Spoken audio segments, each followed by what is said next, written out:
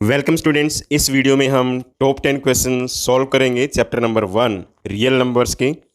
और ये 10 questions CBSE board में आए हुए क्वेश्चन पेपर से लिए गए हैं। तो इस सीरीज़ का जो सबसे टॉप क्वेश्चन है क्वेश्चन 1, इसमें हमें प्रूव करना है 2 + 3√5 इज़ इरेशनल नंबर।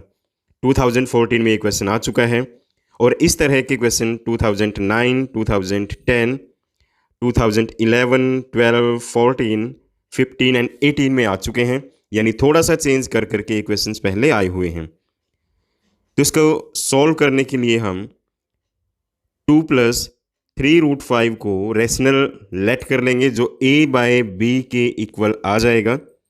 तो अब 3√5 के साथ जो 2 प्लस में है वो दूसरी साइड जाकर माइनस में हो जाएगा, और यहाँ पर जो 3 मल्टीप्लाई में है वो दूसरी साइड दोनों टर्म के डिवाइड में चला जाएगा। तो √5 इसके इक्वल आ जाएगा और यहाँ पर ये एक रेशनल नंबर है जिसे √5 भी रेशनल हो जाएगा। तो कॉन्ट्राडिक्शन से ये क्वेश्चन प्रूव हो जाएगा। और इसका सोल्यूशन कुछ इस तरह से हम लिखेंगे, let us assume to contrary that 2 + 3√5 is rational number. तो a एंड b का यूज करके हमें इसको लिखना है। a and b are integers, जहां b 0 के इक्वल नहीं है, तो a/b के इक्वल ये नंबर होगा। और जैसे मैंने आपको अभी सोल्यूशन बताया है, इस तरह से इसका सोल्यूशन लिखने के बाद हम यहाँ पर बताएंगे कि a and b are integers. तो इस तरह से कंप्लीट नंबर रेशनल प्रूव हो जाता है, जिसके साथ √5 भी रेशनल प्रूव हो जाता है। But this contradicts the fact that √5 is irrational. तो इस कॉन्ट्राडिक्शन से ये नंबर इरेशनल प्रूव हो जाएगा। In the next question, so that 3/√7, यानी एक सिंगल टर्म दी हुई है 3/√7, इस नंबर को इरेशनल प्रूव करना है, जैसे फर्स्ट क्वेश्चन में प्रूव किया था 3/√7 को। तो ये क्वेश्चन 2016 में आ चुका है और इस टाइप के क्वेश्चन 2009, 2010, 11, 12, 14, 15, 16 एंड 18 में आ चुके हैं। यानी सिंगल टर्म के क्वेश्चन है, 3√7 लिखा हुआ है, यहाँ पर 2√5 कुछ भी चेंज करके लिखा जा सकता है। तो सेम प्रीवियस क्वेश्चन की तरह इसको सॉल्व किया जाएगा। Let's assume to the contrary that 3√7 is irrational number. तो इसको भी a/b के इक्वल लिखा जाएगा और ऐसे ही इसको सॉल्व किया जाएगा कि √7 a/3b के इक्वल हो जाएगा। 3a and b are integers, तो ये एक इरेशनल नंबर हुआ, तो √7 इरेशनल जिससे हो जाता है। But this contradicts the fact that √7 is irrational, यानी जो हमने लेट किया था वो गलत है। So we conclude that 3√7 is irrational number. Question number 3, √5 को इरेशनल प्रूव करना है। तो ये क्वेश्चन भी 2012, 13 एंड 14 में सेम आया हुआ है और इस टाइप के क्वेश्चन यहाँ पर 2010, 11, 12, 13, 15 एंड 19 में आ चुके हैं। यानी √5 की जगह पर √2 भी हो सकता है, √3 भी हो सकता है। यानी रूट में कोई भी नंबर दे दिया जाएगा और उसको इरेशनल प्रूव किया जाएगा। तो इसको सॉल्व करने के लिए √5 को पहले हम रेशनल मान लेंगे, यानी √5 हो जाएगा a/b के इक्वल। फिर दोनों साइड इसका स्क्वायर करेंगे तो 5 इक्वल हो जाएगा a²/b के इक्वल। अब 5 को एंड b को अगर हम प्लेस चेंज करके लिखें तो ये बन जाएगा, प्लेस चेंज करने के बाद a² एंड b² जो है इस तरह से लिखे जाएंगे कि b² इक्वल हो जाएगा a²/5 के। तो यहाँ पर a² अगर 5 से डिविजिबल है तो a भी 5 से डिविजिबल होगा, और लेट करेंगे कि 5 से डिवाइड करने के बाद a को 5 से डिवाइड करके कोई नंबर आता है, दैट इज c। तो इस वैल्यू को हम दोबारा इक्वेशन में पुट करेंगे और इसका सोल्यूशन हम कुछ इस तरह से लिखेंगे, let us assume to the contrary that √5 is rational. तो p एंड q, जैसे a एंड b का यूज करके मैं आपको बता रहा था, p एंड q का यूज भी यहाँ पर किया जा सकता है। √5 इक्वल होगा p/q के, where p and q are coprime number. दोनों तरफ अगर स्क्वायर करें √5 से रूट हट जाएगा, P square bye Q square ये बन जाता है। अब क्यू स्क्वेयर को अपोन में से दूसरी साइड 5 के साथ लिखा जाएगा और इस तरह से हम देख सकते हैं कि ये Q square is equal to P square by 5 हो जाएगा और हम कह सकते हैं कि 5 डिवाइड्स पी स्क्वेयर, यानी पी स्क्वेयर 5 से डिवाइड हो सकता है। तो इसका मतलब है P भी 5 से डिवाइड हो सकता है और P 5R के इक्वल है, यानी P को 5 से डिवाइड करके R के इक्वल मान लिया गया है। Putting the value of P in equation 1, तो इक्वेशन 1 में इस वैल्यू को पुट किया जाता है। इक्वेशन 1 कहाँ पर है? You can see this is the equation 1। यहाँ पर आप देख सकते हो P को 5R पुट किया गया है, यानी यहाँ पर पी स्क्वेयर लिखा हुआ है। दिस इज पी स्क्वेयर, यहाँ 5R स्क्वेयर बन जाता है। तो इसको सॉल्व करने के बाद 25R स्क्वेयर ये बनेगा। 5 एंड 25 को सिंप्लीफाई करके क्यू स्क्वेयर 5R स्क्वेयर के इक्वल हो जाता है और इससे इक्वेशन बनती है Q square divide by 5 is equal to R square, यानी 5 डिवाइड्स क्यू स्क्वेयर। अब क्यू स्क्वेयर 5 से डिवाइड हो रहा है तो इसका मतलब क्यू भी 5 से डिवाइड हो रहा है। हमने देखा था कि P 5 से डिवाइड हो रहा है और इसके बाद Q भी 5 से डिवाइड हो रहा है। Means P and Q have at least 5 as common factor, यानी 5 एक कॉमन फैक्टर हुआ। But this contradicts the fact that P and Q have no common factors, so our assumption is wrong. तो root 5 irrational हुआ।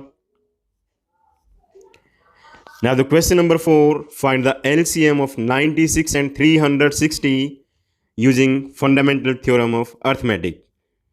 Euclid method तो अब नहीं आएगा, तो इसका मतलब इस क्वेश्चन की इंपॉर्टेंस बढ़ जाती है और ये क्वेश्चन 2012 में एज इट इज आ चुका है। This type of question means LCM पूछ लिया जाए या HCF पूछ लिया जाए 2009, 11, 12, 14, 15 एंड 18 में रिपीट हो चुके हैं। तो प्राइम फैक्टर बनाकर 96 के जो प्राइम फैक्टर बनते हैं वो है 2⁵ इंटू 3। इसी तरह से 360 के प्राइम फैक्टर बनाने हैं और LCM कैलकुलेट करने के लिए जो कॉमन फैक्टर हैं, जैसे यहाँ पर 2 एंड 2 कॉमन है, उसकी बड़ी पावर को LCM में लिया जाएगा। तो 2⁵ यहाँ 2 की बड़ी पावर है। इसी तरह से 3 कॉमन है, 3 का स्क्वायर कॉमन लिया जाएगा, मीन्स बड़ी पावर LCM में ली जाएगी और जो कॉमन नहीं है उसको भी साथ में लिखा जाएगा। तो इसको सॉल्व करने के बाद 1440 ये LCM इनका कैलकुलेट हो जाता है। प्राइम फैक्टर इस तरह से बनाए गए हैं। Now the question number 5, 3 bells toll at intervals of 12 minutes, 15 minutes and 18 minutes, यानी अलग अलग इंटरवल यहाँ दिया गया है। एक में है 12 मिनट्स, 15 मिनट्स दूसरे में है और तीसरे में 18 मिनट्स है। इसके बाद यहाँ पूछा गया है नेक्स्ट टोल टुगेदर कितने टाइम के बाद होगा, और ये क्वेश्चन 2012, 14, 15, 16 में सेम आ चुका है और इस तरह के क्वेश्चन 2011, 2013, 15 एंड 16 में रिपीट हो चुके हैं। मीन्स वर्डिंग अलग हो सकती है, मेन लॉजिक सेम रहेगा। जो क्वेश्चंस यहाँ 2011, 13, 15 और 16 में रिपीट हुए हैं। तो हम इस तरह से LCM इनको फाइंड आउट करेंगे, इनका LCM। और you have studied in previous class कि LCM हम इस तरह से निकालेंगे तो 180 मिनट यहाँ पर LCM आता है, तो 180 मिनट के बाद ये दोबारा से इकट्ठे रिंग होंगे। स्टूडेंट्स, हम यहाँ टॉप 10 क्वेश्चंस को रिवाइज कर रहे हैं, तो सभी चैप्टर्स के टॉप 10 क्वेश्चंस देखने के लिए हमारे चैनल को सब्सक्राइब करें। और ये टॉप 10 क्वेश्चंस हमने लिए हैं बोर्ड के क्वेश्चन पेपर से जो प्रीवियस ईयर्स में बोर्ड में आ चुके हैं। क्वेश्चन नंबर 16 पर हैं हम। Find weather decimal expression of 13/64 is terminating और नॉन टर्मिनेटिंग। तो इस तरह के क्वेश्चन सॉल्व करने के लिए हम जो डेनोमिनेटर है, डेनोमिनेटर के प्राइम फैक्टर बनाएंगे, यानी 64 यहाँ डेनोमिनेटर है, 2⁶ इसके प्राइम फैक्टर बनते हैं, यानी 2 एंड 5 के अलावा कोई भी प्राइम फैक्टर यहाँ नहीं बनेगा. We can say the denominators of the given rational number is of in form 2 raised to power n into 5 raised to power m. यानी 2 को 5 से मल्टीप्लाई करके 10 बनता है. 10 मीन्स डेसिमल इसमें कहीं हम यूज करेंगे. तो इस तरह से ये टर्मिनेटिंग हो जाएगा. अगर 2 एंड 5 के अलावा कोई और भी आ जाता है तो नॉन टर्मिनेटिंग ये कहलाएगा. फॉर एग्जाम्पल सपोज करो 2 raise to power 3 into 3 raise to power any number आ जाए प्राइम फैक्टर्स में तो ये नॉन टर्मिनेटिंग हो जाएगा. बट अभी ऐसा नहीं है. अब साथ में ये पूछा हुआ है डेसिमल प्लेसेस में कितने होंगे. You can see 2 raise to power 6 यहाँ पर लिखा हुआ है. तो हम 5 से रिपीटेडली अगर मल्टीप्लाई करें 5 रेज टू पावर 6 से इसको मल्टीप्लाई किया जाएगा ताकि ये 10 रेज टू पावर 6 बन जाए. 10 रेज टू पावर 6 का मतलब क्या है कि इसमें 6 प्लेसेस होंगे, 6 प्लेसेस ऑफ डेसिमल होंगे. तो स्टूडेंट्स इस तरह के क्वेश्चंस 2009, 11 एंड 12 में आ चुके हैं. Now the question number 7, find the rational number between √2 and √3. यानी √2 एंड √3 के बीच में कोई भी रेशनल नंबर आपको बताना है. तो इसको सोल्यूशन करने के लिए हम √2 की वैल्यू देखते हैं 1.414 है. ऐसे ही √3 की वैल्यू है 1.732. रेशनल नंबर हमें बताने हैं तो 1.4 के बाद और 1.7 से पहले कोई भी नंबर हम लिख सकते हैं, दैट इज़ 1.5. यानी एक नंबर 1.5 यहाँ पर है. 2019 में ये क्वेश्चन आया हुआ है तो रेशनल की जगह पर इरेशनल नंबर अगर इसमें पूछ लिए जाएं तो इरेशनल नंबर के लिए इरेशनल नंबर्स अगर हमें बताने हैं तो जैसे 1.5 मैंने लिखा है, आगे कोई भी 8, 9, 5, 0, 1, 2, 3 कुछ भी ऐसे आप नंबर लिख लीजिए तो इरेशनल नंबर बन जाएगा. Now the question number 8 is 7 into 6 into 5 into 4 into 3 into 2 into 1 plus 5 is composite number. Justify your answer. 2014-15 में ये क्वेश्चन आ चुका है. 2012 में भी इस टाइप का क्वेश्चन आया हुआ है. तो इन क्वेश्चंस को सॉल्व करने के लिए हम कॉमन वैल्यू यहाँ ढूंढते हैं. जैसे 5 यहाँ पर भी लिखा हुआ है और 5 यहाँ पर भी लिखा हुआ है. मीन्स जो प्लस इस क्वेश्चन में दिया हुआ है उसके राइट एंड लेफ्ट साइड दोनों तरफ 5 लिखा हुआ है. तो इसी 5 को हम बेस बनाएंगे प्रूव करने के लिए. तो consider the number, we can also write it as 5 common ले लिया गया यहाँ पर. और 5 कॉमन लेने के बाद एक तो यहाँ से 5 हट जाएगा और दूसरा यहाँ से 5 हट जाएगा. तो इस 5 की जगह पर ये 1 आ चुका है. हाँ, ये 5 भी यहाँ से कटेगा, मीन्स इस 5 को नहीं लिखना है. इसके बाद हम इनको कैलकुलेट करेंगे. 1009 इंटू 5 ये बनता है और इस तरह से 2 फैक्टर इसमें बनते हैं. और 2 फैक्टर अगर बन रहे हैं तो नंबर कंपोजिट हो जाएगा, बिकॉज 2 और मोर देन 2 फैक्टर अगर बनते हैं तो वो कंपोजिट बनता है. Now the question number 9, find HCF. HCF find out करना है बाय प्राइम फैक्टराइजेशन मेथड. और HCF को LCM से मल्टीप्लाई करके चेक करना है क्या ये सभी नंबर्स के प्रोडक्ट के इक्वल आएगा. यानी 2 नंबर का प्रोडक्ट या 3 नंबर का प्रोडक्ट ये एग्जाम में पूछ लिया जाता है. सेम क्वेश्चन आया है 2014 में और उसके बाद ये रिपीट हुआ है 2014 से पहले ये रिपीट हुआ है 2009, 10, 12 में और 18 में भी ये आ चुका है.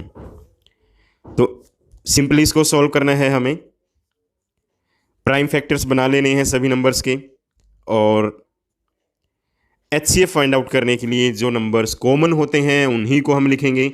जैसे यहाँ पर 2 हर बार आया हुआ है, 3 भी हर बार आया हुआ है, तो 2 इंटू 3 मल्टीप्लाई करके 6 HCF बनता है. अब LCM में हम बाकी को भी साथ में लिख लेंगे. मीन्स पहले हमें वो नंबर्स लिखने हैं जो हर बार कॉमन है, जैसे यानी जो तीनों में आया हुआ है. तीनों नंबर के फैक्टर्स में 2 आया हुआ है, 3 आया हुआ है. तो सपोज करो एक 2 यहाँ आ गया और वो 3 यहाँ पर आ गया. इसके बाद हमें लिखना है जो 2 में कॉमन आया हुआ है, जैसे ये 2 यहाँ पर 2 में कॉमन आया हुआ है, इसको यहाँ लिख दिया लेट। और ये 3 यहाँ 2 में कॉमन आया हुआ है, let this 3 is written for this. उसके बाद यहाँ पर जो 5 लिखा हुआ है ये दोनों में कॉमन आया हुआ है, मान लीजिए ये 5 इसके लिए लिखा हुआ है। तो पहले मैंने क्या लिखा, जो तीनों नंबर में कॉमन आया हुआ है, उसके बाद जो दोनों नंबर में कॉमन आया हुआ है वो लिखा है। अब बच जाता है जो किसी में भी कॉमन नहीं है, जैसे ये 3 बचा है और ये 7 बचा है, तो इस 3 और 7 को यहाँ लिख लिया गया है और इन सब को मल्टीप्लाई करके 3780 एलसीएम बनेगा। अब नंबर्स को एंड एलसीएम एचसीएफ को मल्टीप्लाई करना है, तो LCM and HCF means multiply करना है, इन दोनों नंबर को मल्टीप्लाई करके इसके इक्वल आ रहा है। उसके बाद जो गिवन नंबर्स हैं उनको मल्टीप्लाई किया जाएगा, यहाँ इन तीनों नंबर को मल्टीप्लाई किया गया है और इन तीनों नंबर का जो प्रोडक्ट है इसके इक्वल आ रहा है, जो कि इक्वल नहीं है। और यही हमें इसमें चेक करना था, इक्वल आ रहा है या नहीं। इसका रिजल्ट लिख दीजिए कि ये नॉट इक्वल है। Now the 10th question, so that 9 raised to power n can not be and with digit 0। 2011 में क्वेश्चन आ चुका है और इस टाइप की क्वेश्चन 2012, 14, 15 में आ चुके हैं। Means 9 raised to power n की जगह पर 6 raised to power n पूछ लिया जाए या कोई भी number 2 raised to power n पूछ लिया जाए, तो इनको सॉल्व करने के लिए हमारे पास कुछ ये मेथड रहेगा। 9 raised to power n बनता है 3 × 3 raised to power n। तो इसके जो प्राइम फैक्टर हैं उसमें सिर्फ 3 आएगा, तो 5 हमें चाहिए ताकि 10 बन जाए और साथ में 2 भी चाहिए। बट 9 में end with the digit 0 for some natural number and if 5 must be in the prime factorization which is not present. 5 इसमें नहीं है, तो इसका मतलब क्या हुआ, ये नंबर 0 से ख़त्म नहीं होगा। तो इस तरह से हमने यहाँ पर 10 क्वेश्चंस कंप्लीट कर लिए हैं। तो नेक्स्ट चैप्टर के 10 क्वेश्चंस देखने के लिए देखिए नेक्स्ट वीडियो और साथ में हमारे चैनल को सब्सक्राइब कीजिए, वीडियोज़ को अपने फ्रेंड्स में शेयर कीजिए जो 10th क्लास में स्टडी कर रहे हैं। Thank you for watching.